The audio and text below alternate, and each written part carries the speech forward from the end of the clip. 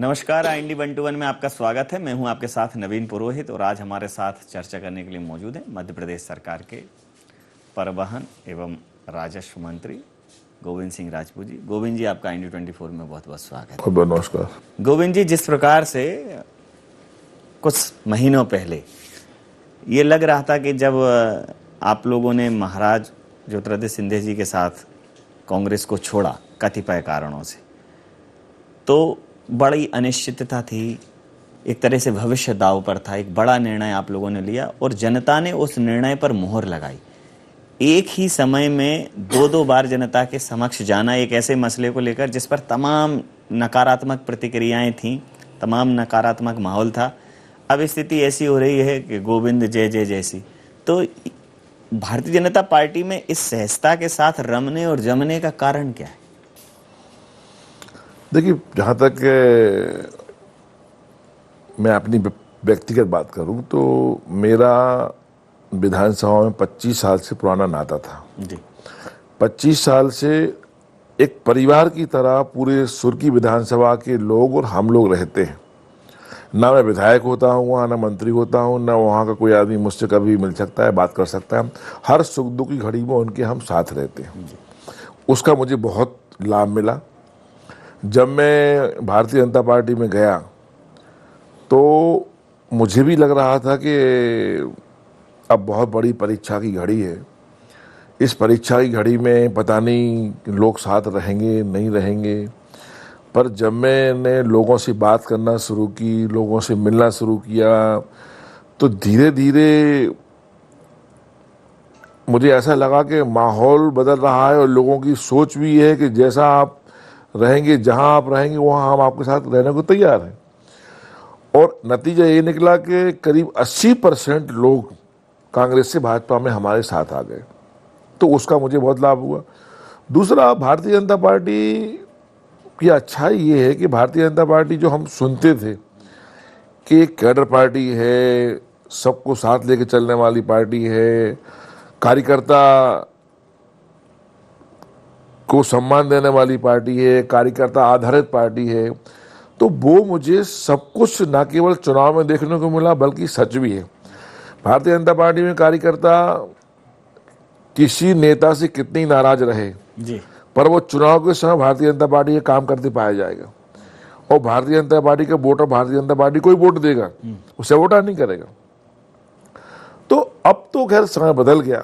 हम लोग भारतीय जनता पार्टी में न केवल घुल मिल गए बल्कि भारतीय जनता पार्टी को, जैसा कि आपने कहा, वे लोग कांग्रेस के बड़े बड़े नेता जो गद्दार कहते थे, जो बिकाऊ कहते थे, जिन्होंने कई अपमानजनक शब्दों से हम लोगों को संबोधित किया, उनकी बात को नकारते हुए लाखों जनता ने अपनी मोहर लगाकर ये सिद्ध कर दिया कि आपका निर्णय सही है, आपने जो पार्टी बदली वो सही बदली, आपकी सोच विकास की थी, वो विकास करने वाली पार्टी में आप आए हो, तो जनता ने पलक पांवड़े बिछाकर स्वागत किया और हम सब लोग आज भारतीय जनता पार्टी में खुश हैं और काम कर रहे हैं। एक तो था कि जनता ने तो अपना निर्णय दे दिया, लेकिन कांग्रेस ने उसके बाद भी कहा कि ये भारतीय जनता पार्टी है, इतनी जल्दी इसमें लोग समायोजित नहीं हो पाते, और अभी तो चुनाव जीत गए तो क्या हुआ, अभी तो मंत्री बनने के लिए फेरे लगाने पड़ेंगे, फिर अच्छा विभाग लेने के लिए आपको परिक्रमाएं करनी पड़ेंगी, फिर ज्योतिरादित्य सिंधिया जी को कोई नहीं सुन रहा है। तमाम प्रकार की बातें हुई। इस एक साल में उन सारे विषयों का भारतीय जनता पार्टी ने सिरे से समापन कर दिया। ज्योतिरादित्य सिंधिया जी नागरिक उड्डयन मंत्री हैं केंद्र में। आज उनको कुछ समय पहले उन्होंने जन आशीर्वाद यात्रा में मध्य प्रदेश में संगठन की तरफ से एक बड़ी भूमिका निभाई और बड़ा उत्साह देखने को मिला। आप लोग भी पार्टी के लिए पण और प्राण से काम कर रहे हो। तो जैसा आपने कहा कि ये बेसिक डिफरेंस जो आपको समझने को मिला दोनों पार्टियों में, कि यहाँ कार्यकर्ता पार्टी के लिए काम करता है, तो ये अब जब आप भारतीय जनता पार्टी में आ गए हो तो आपको और काम करने में कितनी सहजता महसूस हो रही है, और वहां क्या समस्या थी? विभाग आपका एक ही जैसा है। देखिए, भारतीय जनता पार्टी में काम करने का फ्रीडम है और निश्चित रूप से काम करना भी पड़ता है। भारतीय जनता पार्टी में कार्यकर्ता से लेके मंत्री से लेके मुख्यमंत्री तक कोई फ्री नहीं बैठता, सबको काम करना पड़ता है। और अच्छी बात है, जब मंत्री जनता ने बनाया है, सरकार ने बनाया है, भाजपा ने बनाया है, तो काम करना चाहिए। तो काम करने के बाद काम की पहचान भी होती है, काम का सम्मान भी होता है। कांग्रेस पार्टी में कुछ दिन से सब फ्री फार हाल था, न किसी को किसी से मतलब है।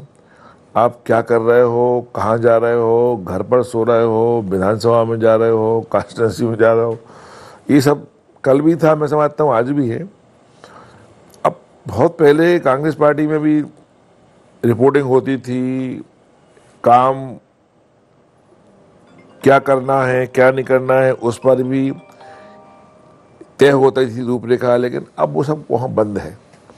Congress party one man show party है और Bharatiya Janata party one man show party नहीं है। भारतीय जनता पार्टी में सब कुछ काम बांट दिया जाता है, संगठन में, सरकार में। कल ही हमारी मीटिंग थी जी, तो मीटिंग में हमारे राष्ट्रीय संगठन मंत्री जी बैठे थे, एक बीच में वो बैठे, एक तरफ मुख्यमंत्री बैठे, एक तरफ भाजपा हमारे भाजपा के अध्यक्ष बैठे, हम सारे मंत्री बैठे। और जो वो निर्देश दे रहे थे उस निर्देश को हम लोग तो लिख ही रहे थे, लेकिन हमारे इतने सीनियर मुख्यमंत्री जो 15 साल से मुख्यमंत्री रह चुके हैं, 16वें साल जिनका मुख्यमंत्री है, इस मुख्यमंत्री के कार्यकाल इतने सीनियर होते हुए भी वो भी हर चीज़ को लिख रहे थे। बीडी शर्मा जी भी इसको नोट कर रहे थे।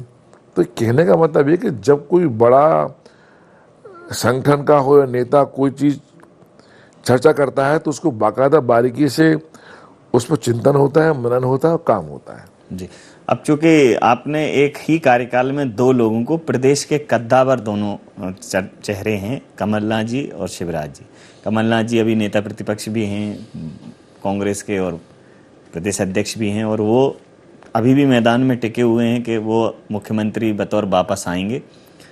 आपने उनके साथ भी काम किया, और शिवराज जी तो बड़े लंबे समय तक आपके लिए प्रतिपक्ष का केंद्र बिंदु रहे हैं, तो अब आप उनके साथ भी काम कर रहे हैं। मूल अंतर क्या पाते हैं दोनों? देखिए, मूल अंतर तो बहुत सारा है। कमलनाथ जी के साथ मैंने दिल्ली में ही मैं उनके साथ रहने का मुझे अवसर मिला, क्योंकि वो अधिकांश समय क्या फुल समय दिल्ली में रहे। दिल्ली में थे तब तक तो उनसे मिलने में, काम में, हर चीज़ में एक सहजता महसूस होती थी। पर मुख्यमंत्री बनने के बाद वो इतने व्यस्त हो गए कि उनके पास एक ही शब्द हमेशा होता था कि मेरे पास 24 घंटे हैं। अब 24 घंटे वाली बात वो हमेशा कहते थे, आज भी शायद कहते होंगे, तो मेरा मिलना ज़्यादा उनसे होता नहीं है। मीटिंग में हो, कैबिनेट में हो, कोई मिलने जाए तो मेरे पास 24 घंटे हैं, मैं 25 घंटे कहाँ से लाऊं, मेरे पास इतना शेड्यूल मेरा टाइट है। अब वही 24 घंटे शिवराज सिंह चौहान जी के पास है, और शिवराज सिंह चौहान जी इतने सीनियर मुख्यमंत्री रहने के बावजूद भी उन्हीं 24 घंटे में लोगों से ही मिल लेते हैं, मंत्रियों से मिल लेते हैं, विधायकों से मिल लेते हैं, पार्टी की मीटिंग कर लेते हैं, सरकारी काम कर लेते हैं, प्रदेश के दौरे कर लेते हैं, यहाँ तक कि अपने परिवार के साथ बैठकर चर्चा भी कर लेते हैं। अब शिवराज सिंह चौहान जी के पास 24 घंटे हैं, वही 24 घंटे वही कमलनाथ जी के पास थे। तो अब 24 घंटे में इतना सारा काम कर लेना, सबसे मिलना जुलना और एक अच्छा नेता साबित होना, इससे बड़ा अंतर क्या हो सकता है? 24 घंटे सबके पास रहते हैं, मंत्री के पास है, विधायक के, उन 24 घंटे का कैसे उपयोग करना है यह मुख्यमंत्री शिवराज सिंह चौहान जी को भली बात ही आता है। और शायद यही अगर कमलनाथ जी 24 घंटे का उपयोग सबको कर रहे होते तो हो सकता है ये स्थिति निर्मित ना होती। जिस प्रकार से अभी प्रभार के जिले दिए गए हैं, प्रभार के जिलों में प्रभारी मंत्रियों को बड़ी जवाबदेही दी गई है, एक तरह से विकास का केंद्र बिंदु और योजनाओं का केंद्र बिंदु उन्हें बनाया गया है। तो क्या नई कार्यशैली रहेगी इसको लेकर अभी आपकी? देखिए, प्रभार में तो जो प्रभारी मंत्री का दायित्व होता है, सरकारी काम भी करना पड़ते हैं। योजना समिति की बैठक में पूरे जिले की बैठक करना पड़ती है, जिसमें जिले के विधायकों से लेकर सारे प्रतिनिधि होते हैं। अनेक योजनाएं, चाहे निर्माण की हों, चाहे अन्य योजनाएं हों, जो भी निर्माणों पर चर्चा होती है, वहाँ आदमी अपना पक्ष रख सकता है। वो तो मुख्य रूप से है ही। इसके अलावा कार्यकर्ताओं से मिलना जुलना, उद्घाटन करना, शिलान्यास करना, अन्य नई चीज़ें तलाशना। जिले का प्रभारी मंत्री का काम है प्रभार के जिले को चहुमुखी विकास की ओर ले जाना। तो उस समय हम लोगों की, चूंकि अभी प्रभार मिले हुए हम लोगों को 2-3 महीने हुए हैं, एक दौरा हम लोगों का हुआ है। इसके बाद में ये कि हमारी कोशिश रहेगी कि प्रभार के जिलों में अधिक से अधिक काम हो, विकास हो और आम आदमी परेशान न रहे। जी, लगातार जैसा आप कह रहे हैं कि संगठन की बैठकें होती हैं, मुख्यमंत्री जी भी लगातार बात करते हैं, संवाद की स्थितियां भी बनती हैं। वर्तमान समय में कोरोना की विभीषिका रही और तीसरी लहर को लेकर आशंका है। हालांकि बहुत मेहनत रही उस समय आपकी और आपके अन्य तमाम सहयोगियों की उस क्षेत्र में। तीसरी लहर ना आए उसको लेकर कितने प्रयास किए गए हैं आपके क्षेत्रीय स्तर पर भी और राज्य के स्तर पर भी? क्या कुछ चर्चाएं चल रही? देखिए, पहले तो मैं आपको बताऊं कि कोरोना महाबीमारी में ये सरकार बनी, जो कोरोना महाबीमारी जड़ पकड़ रही थी, पर इस महाबीमारी में भी मुख्यमंत्री शिवराज सिंह चौहान जी ने रात और दिन काम किया। जब हम 5 मंत्री थे तब तो हर दिन मीटिंग होती थी, पहले कोरोना की लहर में। दूसरी लहर में मंत्रिमंडल का विस्तार हो चुका था, लेकिन लोग निकल नहीं पा रहे थे। ऐसी स्थिति में आप देखिए, ऑक्सीजन की बहुत मारामारी थी। मुझे याद है, ऑक्सीजन के लिए रात के 2-2 बजे कलेक्टरों के फोन आते थे, साहब जल्दी ऑक्सीजन मंगा दीजिए, ना 2 आदमी मर जाएंगे, 4 आदमी घटना जनजीव हो जाएगा, हादसा हो जाएगा। ऐसे में हम लोग मुख्यमंत्री को फोन लगाते थे तो मुख्यमंत्री रात भर जगते रहते थे। रात को बात किया? हाँ, अगर मुख्यमंत्री को फोन लगाते हुए तो मुख्यमंत्री जाग रहे होते थे। इस चिंता के साथ उन्होंने ऑक्सीजन लोगों को दिलाई। उसका नतीजा ये रहा, हम लोगों की सबकी मेहनत का नतीजा ये रहा कि ऑक्सीजन हम लोग कोरोना बीमारी के बीच में ही सरप्लस हो गए थे। अब थर्ड लहर के लिए सरकार ने पूरी व्यवस्था कर ली है। पहली बात तो सब जगह करीब करीब पूरे जिलों में ऑक्सीजन प्लांट लग चुके हैं। प्रधानमंत्री राहत कोष से भी इसमें पैसा आया, मुख्यमंत्री जी ने भी इसमें पैसा दिया, सबका प्रयास रहा। तो अब करीब करीब ऑक्सीजन की तो अब समस्या आने वाली नहीं है। दूसरा, बहुत जगह जैसे हमारे यहाँ सागर के बीना में 2000 बिस्तरों का बहुत बड़ा होता है। रिफाइनरी में जहाँ ऑक्सीजन उपलब्ध थी, मुख्यमंत्री जी ने वहीं खुलवा दिया एक अस्पताल, बेड रखे हुए तैयार हैं, बच्चों के बेड भी तैयार हैं। तो अभी उन्होंने वैक्सीन का दूसरा अभियान चला दिया, तो करीब करीब करोड़ों लोगों के लिए वैक्सीन का दूसरा डोज भी लग गया। तो जितना बन रहा है, मध्य प्रदेश सरकार पूरे तरीके से सचेत है। तो कोरोना की लहर एक तो भगवान करे आए ना, और आए तो उस पर काबू पाने में जो कमियां हमारी फर्स्ट लहर में हुई, थोड़ी बहुत दूसरी में हुई, तीसरी में सरकार की तरफ से कोई कमी नहीं रहेगी। प्राकृतिक आपदा है, आए जाए, लेकिन सरकार की तैयारी पूरी चौक चौबस है। जी, कोरोना काल में चूंकि बहुत अव्यवस्थाएं हुई, बहुत सारी व्यवस्थाएं धराशायी हो गई, ट्रांसपोर्टेशन एकदम बंद हो गया, ऑफिसेस बंद थे, व्यवसाय बंद थे, दुकानें बंद थीं, तो राजस्व का बहुत नुकसान हुआ। और दूसरा, जिम्मेदारियां और चुनौतियां ज़्यादा। तो राजस्व का संग्रहण हो, व्यवस्थाएं चलती रहें, एक बड़ी चुनौती थी आपके लिए, और दोनों ही विभाग आपके पास। तो कैसे उसको फिर प्रबंधित किया? देखिए, इसमें तो आप समझते हैं कि अर्थव्यवस्था चौपट मध्य प्रदेश में नहीं, पूरे विश्व में हुई है, पूरे देश में हुई है। विकास का पहिया जिस तेजी से चल रहा था, उस तेजी से रुक गया। यह विकास का पहिया थम गया। ऐसे में लोगों को राहत भी देना, लोगों के काम भी प्रभावित ना हो, इन सब चीज़ों पर मैं धन्यवाद देना चाहता हूं भारत के प्रधानमंत्री नरेंद्र मोदी जी के लिए कि उन्होंने दीपावली तक के लिए हर गरीब के लिए गेहूं फ्री कर दिया, इतना बड़ा मुख्यमंत्री जी अन्न उत्सव किया, तो लोगों को लगा कि नहीं, सरकार मदद करने वाली सरकार है भारतीय जनता पार्टी की सरकार। अब हमारी जब मीटिंग, मुख्यमंत्री जी ने एक मीटिंग बुलाई थी कैबिनेट के अलावा मंत्रियों की, सारे लोगों ने सुझाव लिए थे। मुख्यमंत्री का सोच ये था कि भाई रेवेन्यू तो आना चाहिए, राजस्व आना चाहिए, बिना अर्थव्यवस्था पैसे का काम तो चलता नहीं है, पर आम आदमी पर बोझ भी ना हो और पैसे की व्यवस्था हो जाए। तो ऐसे बहुत सारे सुझाव, आप बिलीव नहीं करोगे, हर मंत्री ने इतने अच्छे अच्छे सुझाव दिए। फिर एक सारे मंत्रियों का समूह बना, उसमें विचार विमर्श हुआ, पीएस बैठे, एसीएस बैठे, और हम सब लोगों ने रिपोर्ट सौंप दी है। उसमें अतिरिक्त बोझ आम जनता पर नहीं आ रहा है और करोड़ों रुपया की रेवेन्यू भी आ रही है, आना शुरू हो गई, आने वाली है। तो ये सरकार का सोच है, मुख्यमंत्री का सोच है कि आम जनता पर भार भी ना आए और राजस्व की बढ़ोतरी भी हो जाए, ताकि काम जो प्रभावित हुए हैं वो धीरे धीरे रफ्तार पकड़ने लगे।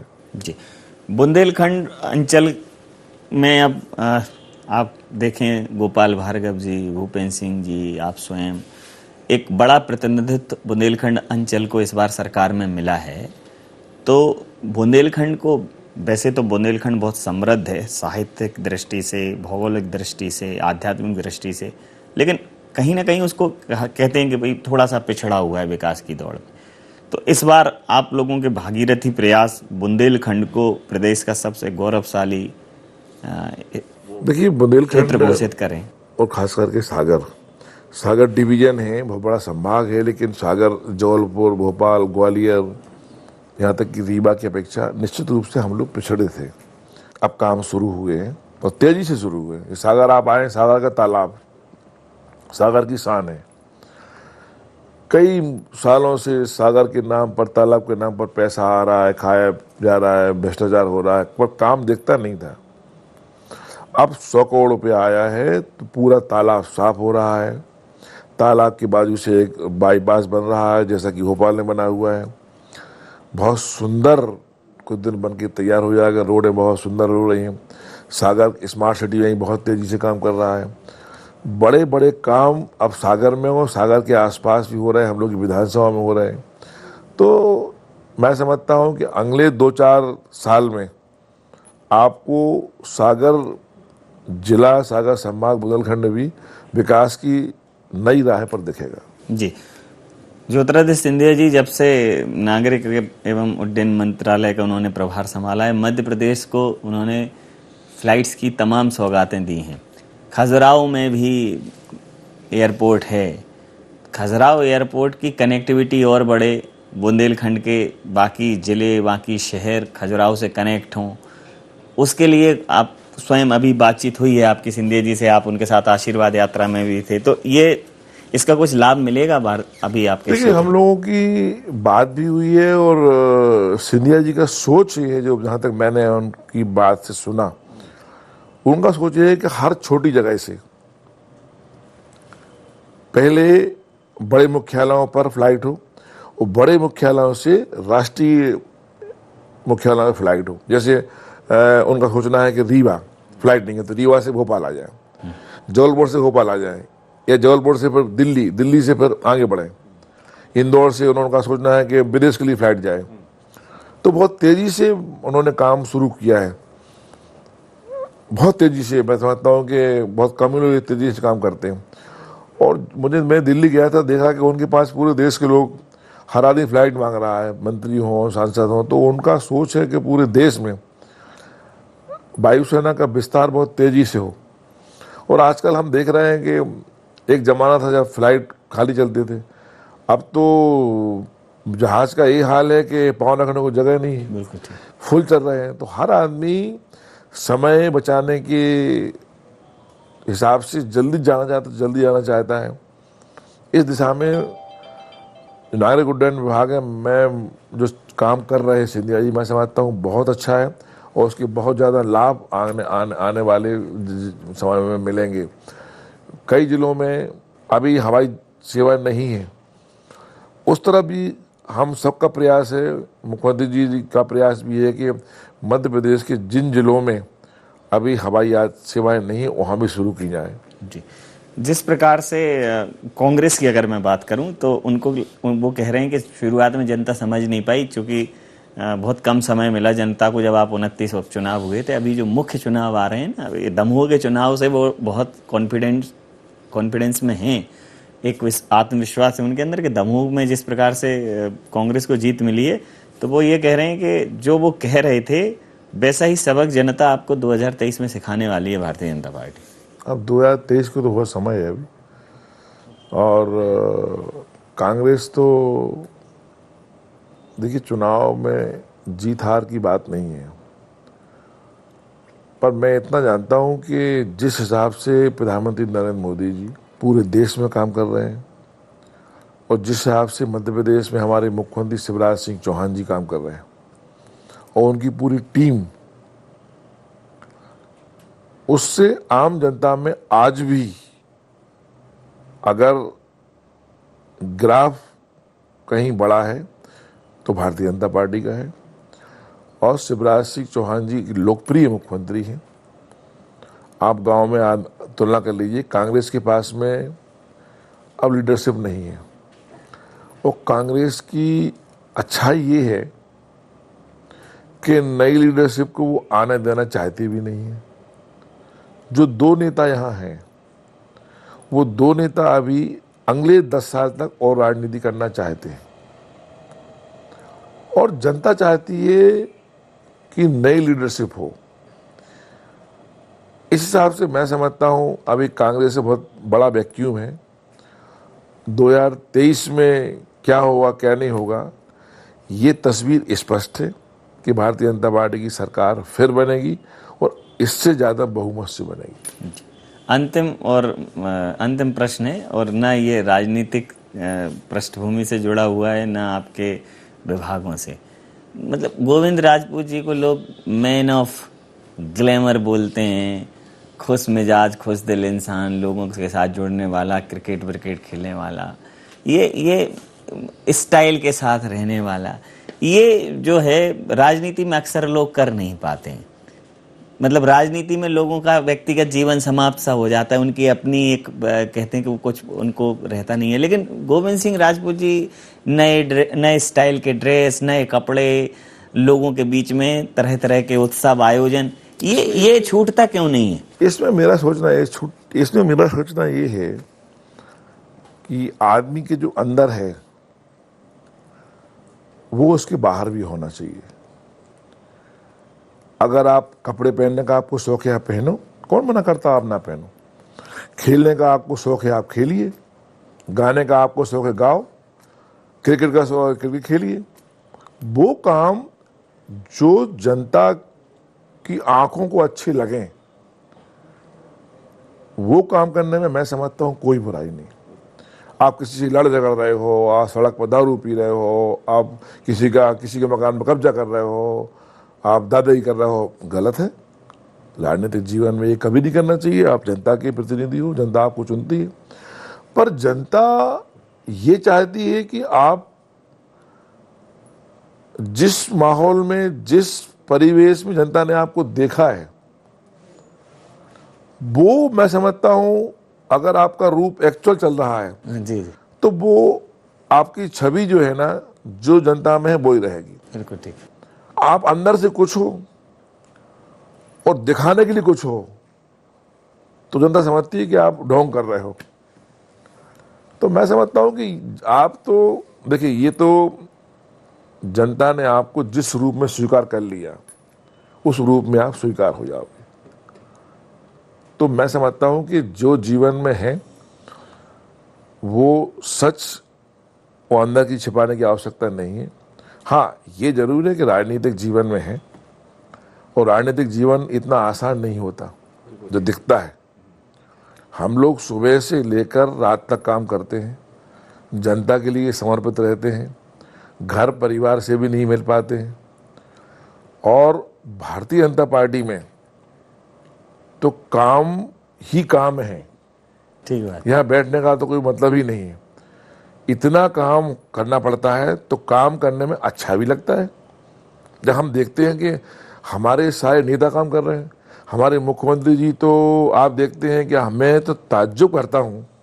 मैं कई मुख्यमंत्री से कहता हूँ, अगर मान लो कोई कार्यक्रम जल्दी फ्री हो गया मुख्यमंत्री जी, जैसे कल की ही बात है, मुख्यमंत्री जी संगठन मंत्री, हम लोग लगता था कि कार्यक्रम चलेगा 6 बजे तक, खत्म हो गया 4 बजे। अब 2 घंटे हम लोगों को लग रहा था कि चलो बंगले पहुंच के लोगों से मिल के अन्य काम कर लेंगे।